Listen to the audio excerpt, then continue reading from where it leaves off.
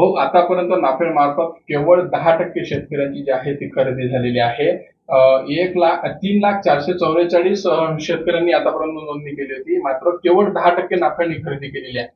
दोन प्रश्न आहे. पहिला प्रश्न तर राज्य सरकारनं सोयाबीनला पर क्विंटल 7,000 रुपये हमीभाव द्यावा अशी शिफारस केली आणि केंद्रानं म्हटलं 5,000 दिले. म्हणजे एका पर क्विंटल मागं 2,000 रुपये कमी भाव केंद्रानं जाहीर केले. हा एक पहिला नुकसान आहे. याच्यासाठी कोणी बोलायला तयार नाही.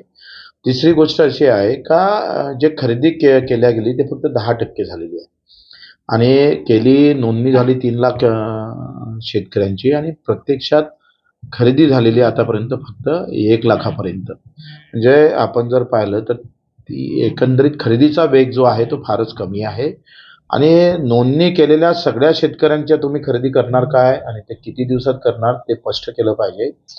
आणि याच्यामध्ये हिंदू शेतकरी आहे ना, मुस्लिमच थोडे आहे. हे सगळे हिंदू 75% हिंदू शेतकरी आहे.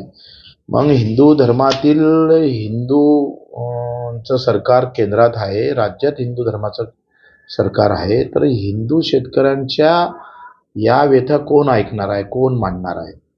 म्हणजे धर्मावर जातीवर आपण जाल नाही पाहिजे. शेतकऱ्यामध्ये धर्म शोधणं म्हणजे मूर्खपणा आहे. पण तरीसुद्धा तो शोधावं लागतं या राजकीय परिस्थितीमध्ये. म्हणजे दंगलीतच हिंदू मरते किंवा मुस्लिम मरते असं नाही आहे.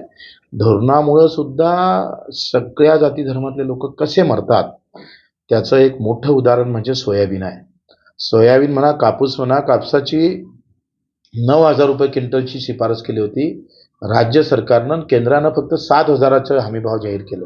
सोयाबीनचे 7,000ची शिफारस केली, 5,000 जाहीर केले. म्हणजे एका क्विंटलला मागं 2,000 रुपये कमी दिले. 15% नफ्यानं जरी भाव 5-7,000 भेटायला पाहिजे तर ते 5,000 भेटले. म्हणजे आम्हाला घाट्यानं सरकार जे खरेदी केंद्र सुरू केले हे आम्हाला घाट्यानं विकावं लागतं. सोयाबीन घाट्यानं विकावं लागतं, ही मोठी प्रॉब्लेम आहे. म्हणजे 15% नफ्यानं 7,000 रुपये भाव भेटायला पाहिजे तर ते भेटले नाही. उलट -2,000 जर झाले म्हणजे घाट्यानं सरकार खरेदी करतं सोयाबीनची.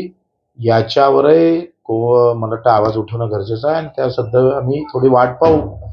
आणि आता धर्मावरच राजकारण आलं असेल तर त्या पद्धतीनं समोर जाऊ.